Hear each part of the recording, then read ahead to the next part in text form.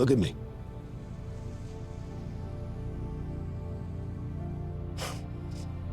Hey. Call you in the morning, okay? When they've come up with a plan. We'll come up with a plan.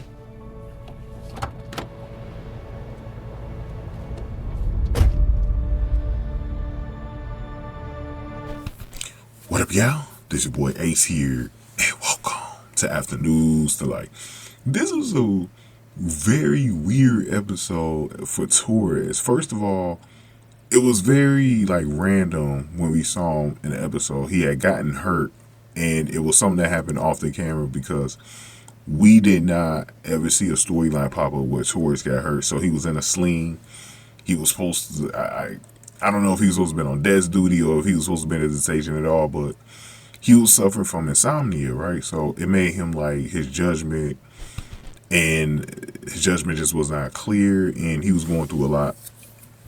He was boxing as much as he could until he couldn't anymore, and he kept coming back to work.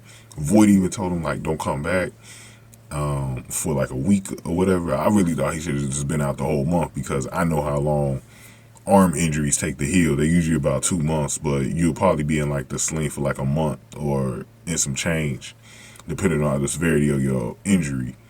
But because I know I was in a sling when I was a kid for a whole month. So, and then I got a brace to wear for the next 4 weeks. But by the time we got to the brace, it was, my wrist, I had fractured my wrist, and it was doing better. Once I had got the brace, I was able to do a lot more, hold things. I just had to keep the brace on.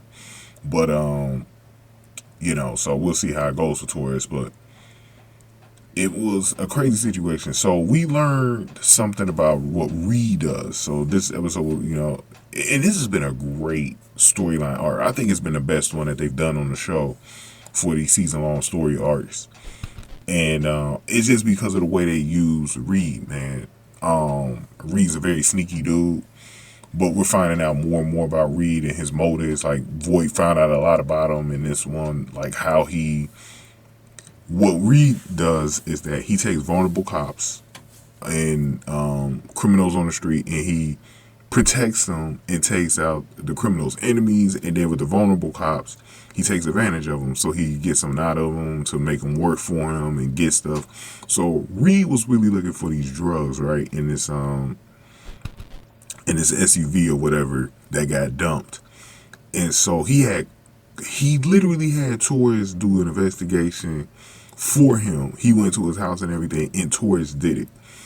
And Torres was a mess because by the time Voight found him, he was he was like, man, don't even work for Reid, don't open up the door for Reid and all this other stuff. He was warning him about Reid, Reid's no good, bro. And he, Reid was really taking advantage of Dante, and it was a really good story that they was telling because I was like, man, I felt bad for Torres a little bit. I started out the episode mad because he got in an accident, right, with his car. And luckily it wasn't serious, but he was annoying me because I was like, bro, what are you doing? Why you keep coming back, bro? I'm like, it was so crazy, man. But I just love Benjamin Aguilar, man, because he really does a good job of making you feel his character all the time. I love his episodes, man.